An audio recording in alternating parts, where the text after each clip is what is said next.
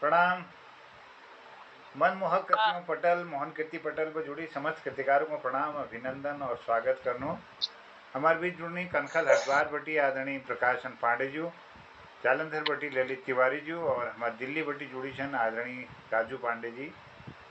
और हमारे आज देहरादून बटी जुड़ी छन आदरणीय भारती पांडे दीदी। आज हम 379 कार्यक्रम 2018 दिन छू और वो हम स्वतंत्रता दिवस मनाउण छू। यह पूर्व संध्या पर हम आज ये कार्यक्रम में सबों पे पहली मैं आमंत्रित करना चाहूँ आदरणीय भारती पांडे दीदी के। वो सुंदर प्रस्तुति धरबे हम कृतार्थ कराल। बहुत बहुत स्वागत, अभिनंदन, जय हो, प्रणाम।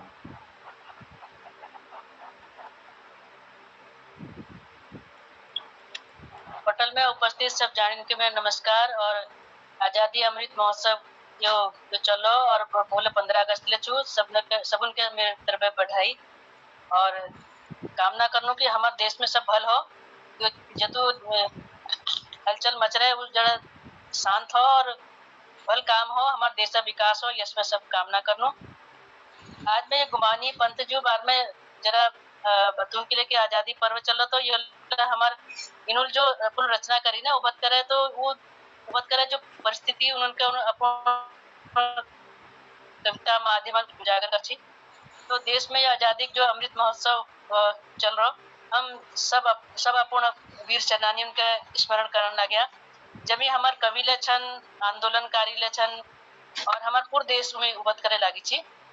तो उन्हें त्याग बलिदान प्रति हम नतमस्तक।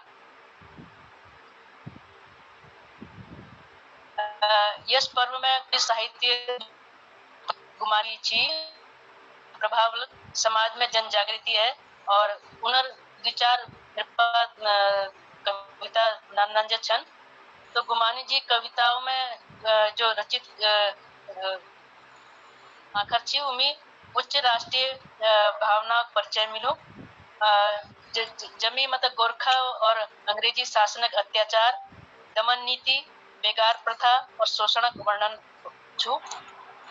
कवि मतलब गोरखा शासनक एक लंब सफर देखो और उन शोषण अत्याचार पर कवि हृदय में जागृत भाव उनर कविता में झलके। तो एक कविता चुनर कि जिन दिन खजाना का भार बोकड़ा ले, शिव शिव चूली में बाल न एका केका। दिन दिन खजाना का भार बोकड़ा ले, शिव शिव चूली में बाल न एका केका। तदपि न तरे मुल्क ले छोड़ी भाजा, इति वदती गुमानी धन्य गोरखाली राजा।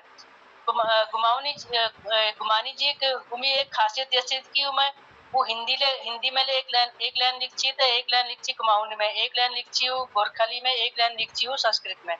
उन्हें मतलब बहुरंगी कविता जो छी एक रंग में गची जाची। इस प्रकार अपन जीवन में अंग्रेज ना राज ले देख बड़फुल राज देख।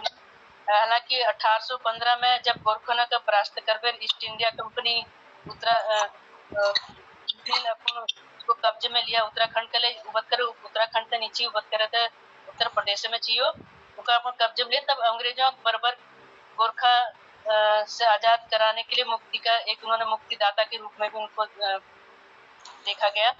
तब गुमानी पंथ ने नई सत्ता तारीफ लेकर लेकिन जल्दी अंग्रेजी शासनक नियत व असलियत के जान अपन रचनाओं में शासन अधिकारियों रीति नीति और उन्हें जो भ्रष्टाचार थी उनको कविता माध्यम उजागर कर अंग्रेजी राज्य के अनित्यक वर्णन उन्हें रचनाओं में छू। एक नाना रचना छू, हो जाने था जल की मारक यहाँ फिरंगी आवेगा, जो समझे थे हिकमत करके हिंदुस्तान दबावेगा। विलायत से चला फिरंगी पहले पहुंचा कलकत्ते, अजब टोप बन नाती कुर्ती, ना कपड़े न कुछ लत्ते, सारा हिंदुस्तान किया सर बिना लड़ाई फतेह। अंग्रेजी शासन में जिस प्रकार सांस्कृतिक नगरी अल्मोड़ा के लिए दुर्दशा उन्होंने कर, तो वो पीड़ा ले उन्हें आक्रोश रूप में उन्हें कविता में मिला। विष्णु का देवाल उखाड़ा, ऊपर बंगला बना खरा, महाराज का महल ढवाया, बेड़ी खाना वहां धरा, मल्ले महल उड़ाई नंदा, बंगलों से भी तहां भरा, अंग्रेजों ने अल्मोड़े का नक्शा और किया। और एक दोहर नाना रचना चो, हटो फिरंगी हटो यहाँ से, छोड़ो भारत की ममता, संभव क्या यह हो सकता है, होगी हम तुम में समता।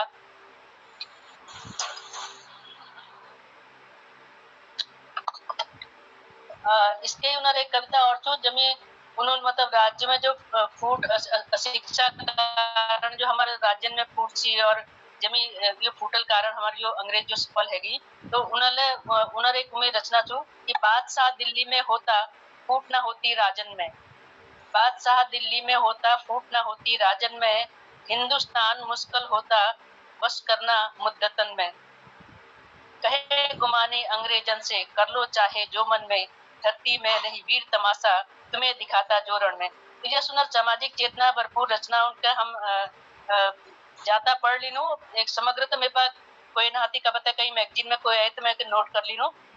और परिस्थिति और उबत करे एक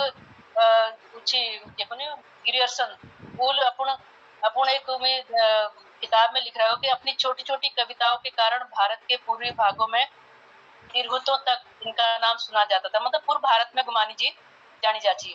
तिरहुत एक प्रभा मंडल बिहार में मैं हिंदी में पढ़ती हूँ। तिरहुत प्रभा मंडल बिहार में गंगा के उत्तरी भाग को तिरहुत कहा जाता था। इसे तुर्क अफगान काल में स्वतंत्र प्रशासनिक इकाई माना गया। किसी समय यह क्षेत्र बंगाल राज्य के अंतर्गत था। सन 1875 में बंगाल से अलग होकर मुजफ्फरनगर और दरभंगा नामक 2 जिलों में बंट गया। ये दोनों जिले अब बिहार में हैं। अब तिरहुत नाम का कोई स्थान नहीं है, लेकिन मुजफ्फरपुर और दरभंगा जिलों को ही कभी कभी तिरहुत नाम से व्यक्त किया जाता है। तो यस मेरे की अब मैं कलेक्शन धरी थी तो मैं पढ़ दी हूँ के। तो ये बहुत सुंदर दीदी, बहुत सुंदर दी। जो हमारे वो हमार आदि कवि छन कुमानी जी, कुमाऊनी का आदि कवि छन, और ये बटी कुमाऊनी साहित्य लिखी आज याद कर ली जी, बहुत सुंदर, तो रोज याद कर बिल्कुल बिल्कुल। कुमाऊनी भाषा जो हम आज जो लिखण ला रहे हूँ, पढ़न ला रहे हूँ, सब वे पहली दस्तावेज रूप में उनरे मिलो। तो कुमानी जी को आदि कवि रूप में मानी जा हमारे कुमाऊनी साहित्य में, और उन्होंने जो कवि कर्म से बहुत बखूबी निभा रखो। अपन उन्होंने जिक्र करो आज बहुत सुंदर, और हमारे लिए ज्ञानवर्धन हो। बहुत बहुत धन्यवाद आपको, सुंदर प्रस्तुति लिए आभार। जय प्रणाम।